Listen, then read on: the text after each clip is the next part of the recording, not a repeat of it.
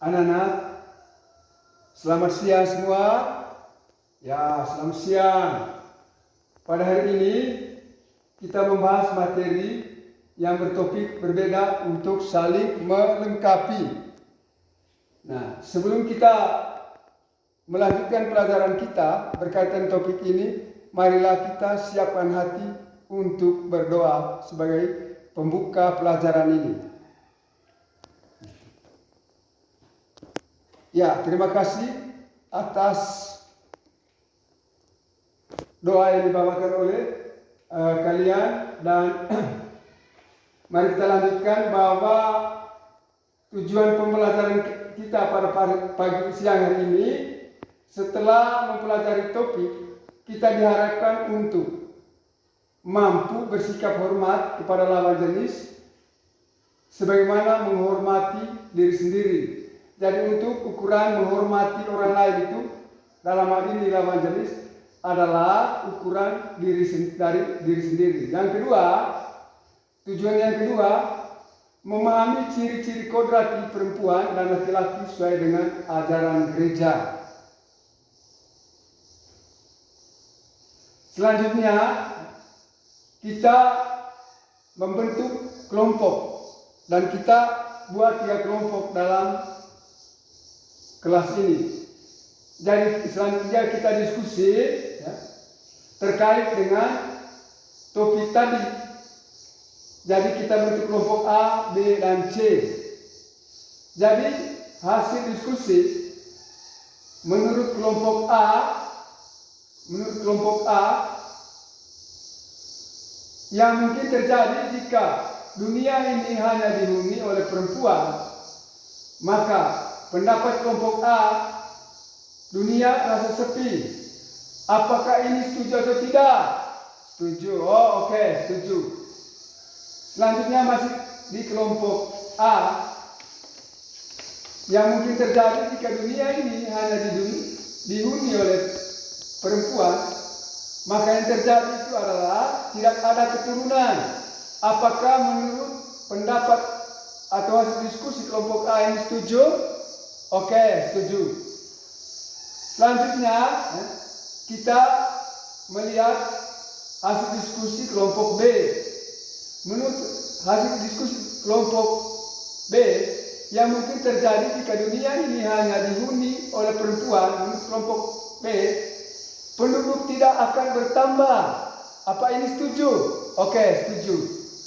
Jadi masih kelompok B, yang mungkin terjadi jika dunia ini hanya dihuni perempuan, tidak ada perasaan tertarik. Apa ini setuju atau tidak? Oh, ada yang tidak setuju. Menurut kelompok C, yang mungkin terjadi jika dunia ini hanya dihuni oleh perempuan, maka yang terjadi menurut kelompok C adalah hidup terasa sepi. Apa ini setuju atau tidak? Oke, tidak setuju. Ada kelompok yang tidak setuju. Yang kedua, menurut kelompok C masih, apa yang terjadi jika dunia ini hanya dihuni oleh perempuan, ya, tidak ada melahirkan. Apa ini setuju? Oke, setuju.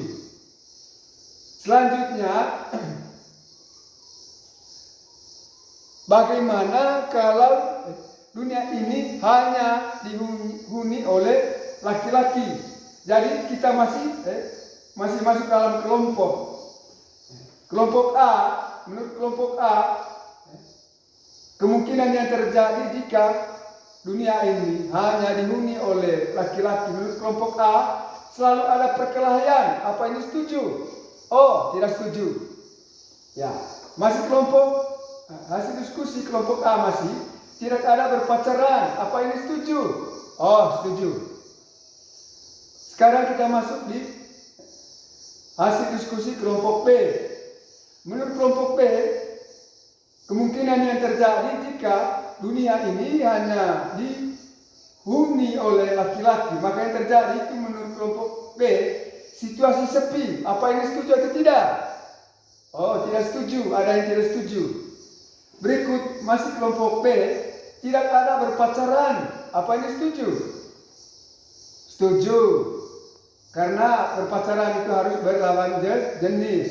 Ya, mari kita masuk di kelompok C. Menurut kelompok C, jika dunia ini hanya dihuni oleh laki-laki, maka yang terjadi menurut kelompok C, pertama, jumlah penduduk semakin berkurang. Apa ini benar? Apa setuju atau tidak? Oh, setuju. Karena kalau tidak ada berlawanan jenis berarti tidak mungkin terjadinya keturunan. Oke. Masih kelompok C, kalau dunia ini hanya dihuni oleh laki-laki, dunia itu sepi. Apa ini setuju? Oh, ada kelompok yang tidak setuju. Menurut pendapat kelompok C. Jadi selanjutnya anak-anak, dari hasil diskusi tadi, Bapak Guru ingin menyampaikan pokok-pokok yang berkaitan dengan diskusi tadi. Pertama, dunia ini diciptakan Tuhan dalam keadaan sangat baik dan mengagumkan atau menakjubkan. B.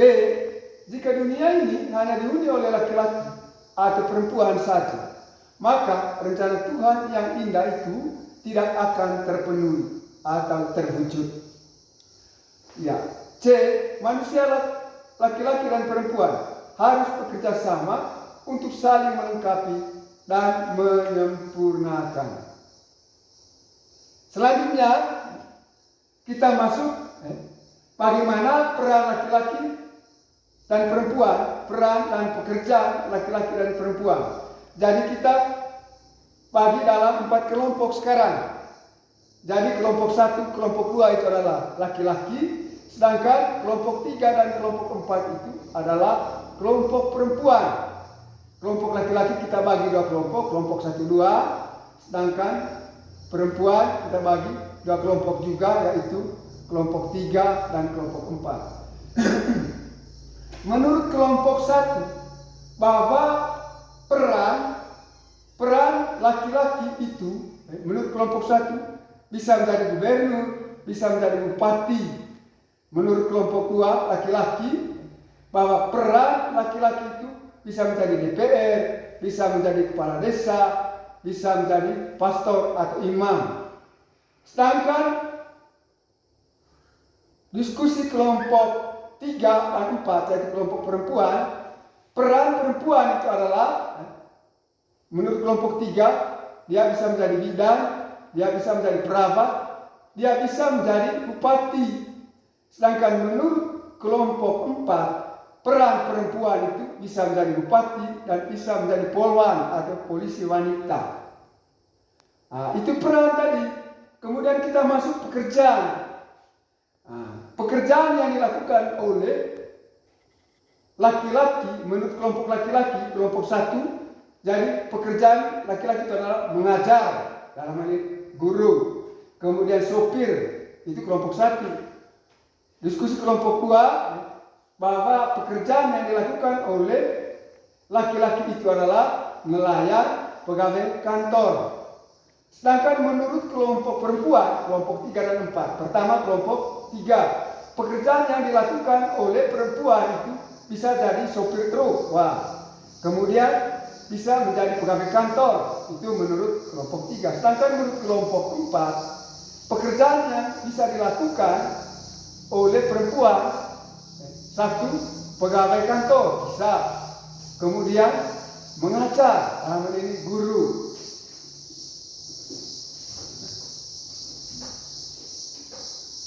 Nah, dari hasil diskusi tadi, dari 4 kelompok tadi itu, mungkin ada hal-hal yang menarik. Hal-hal yang menarik. Pertama, apa saja yang menarik dari tulisan kelompok laki-laki dan perempuan?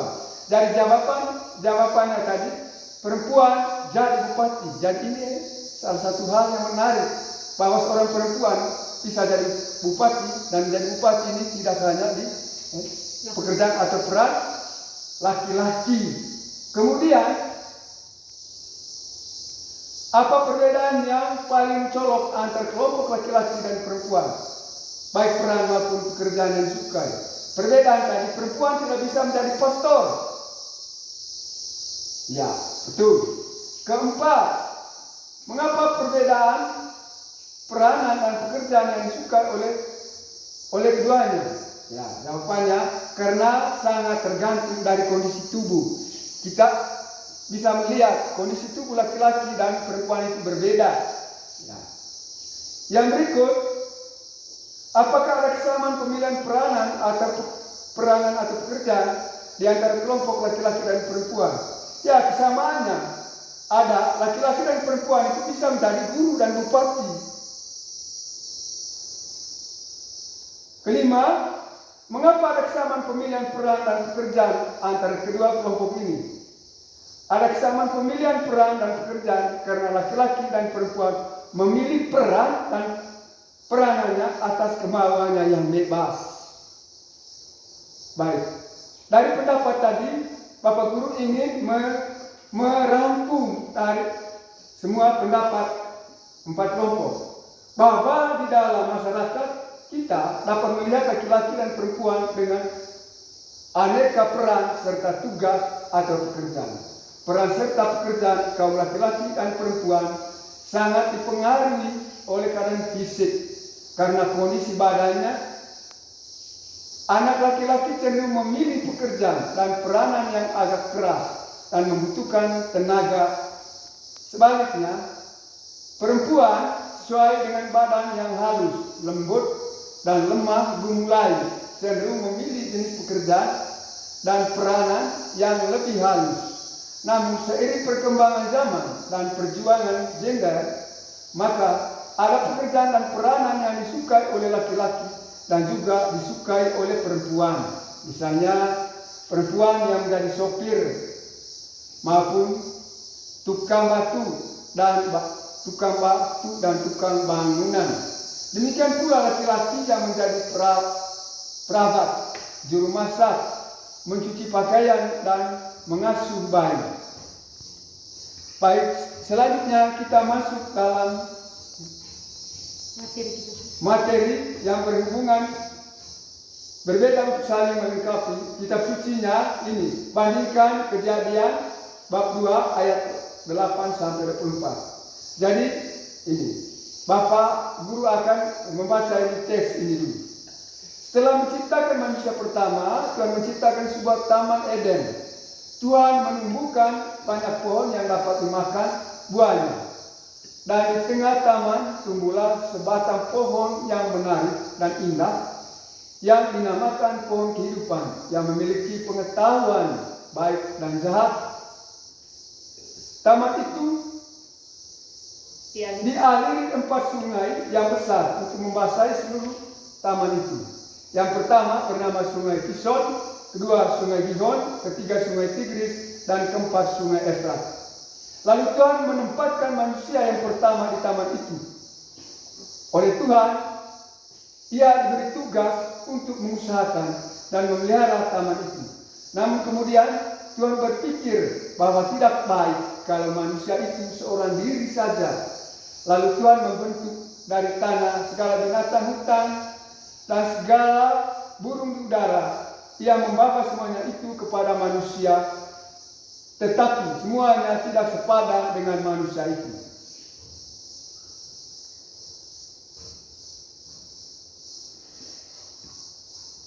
Manusia itu tetap merasa iri, sunyi, dan tidak memiliki teman untuk berbicara dan bertukar pikiran.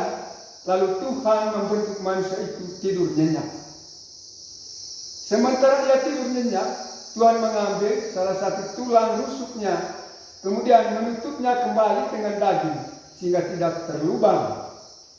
Dari tulang rusuk itulah Tuhan membentuk seorang perempuan yang cantik jelita. Setelah manusia itu bangun tidur, Tuhan membawa kepadanya perempuan itu. Melihat perempuan yang cantik itu, berkatalah manusia, "Inilah dia tulangku, tulang dari tulangku dan daging dari dagingku." Sebab itu seorang laki-laki akan meninggalkan ayah dan ibunya dan bersatu dengan istrinya, sehingga keduanya menjadi satu daging.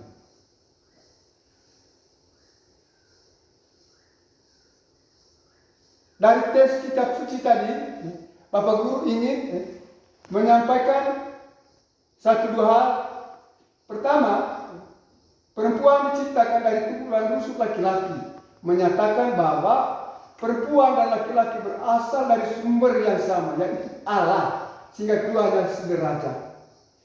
Perempuan merupakan pendamping laki-laki sederajat untuk dihormati, disayang sebagai teman. Oleh sebab itu, perempuan tidak diciptakan dari tulang kepala untuk menguasai laki-laki, dan juga tidak diciptakan dari tulang kaki supaya tidak diinjak-injak oleh laki-laki sebagai teman. Laki-laki perempuan dapat saling menghargai, menghormati, dan dapat saling membantu dalam suka dan duka. Antara laki-laki dan perempuan, selain terdapat banyak persamaan, terdapat pula perbedaan yang menarik. Laki-laki dan perempuan memiliki kekhasan masing-masing. Selain perbedaan jasmani, terdapat pula perbedaan kemampuan, pembawaan, dan sifat-sifat.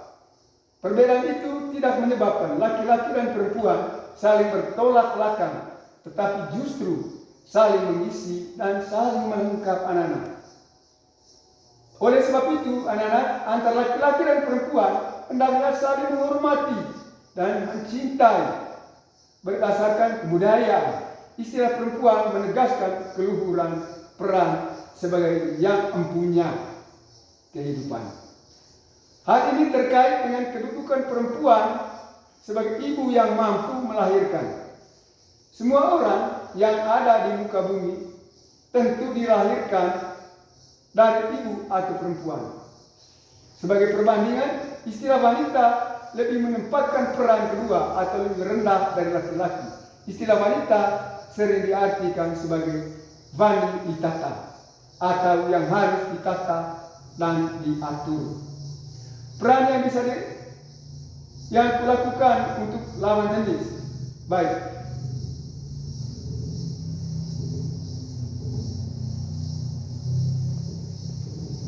Anak-anak, sudah disampaikan tadi bahwa peran laki-laki itu ada kesamaannya, namun ada perbedaan.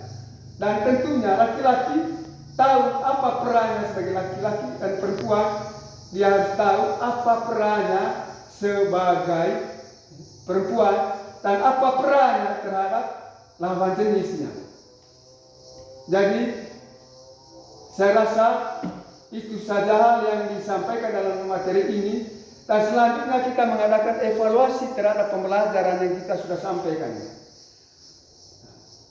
Pertama, anak-anak sebutkan hal-hal yang dapat kamu lakukan sebagai laki-laki atau perempuan.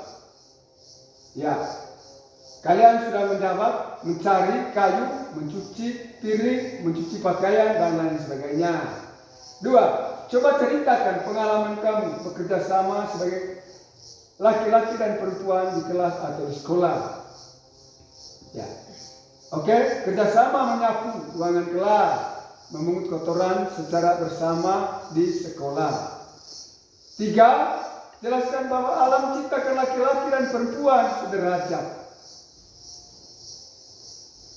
Alam menciptakan manusia dari tanah liat, lalu Tuhan mengembuskan nafas kepadanya dan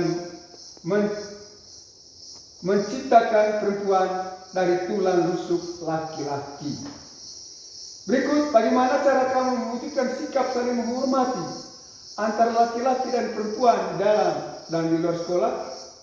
Ya, misalnya jangan pukul teman, kemudian saling menolong atau saling membantu satu sama lain di sekolah, tidak melihat itu adalah lawan jenis.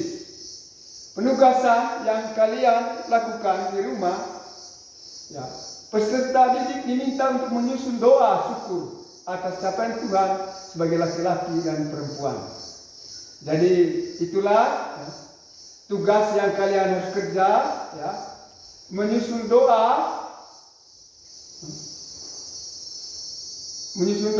syukur atas ciptaan Tuhan sebagai laki-laki.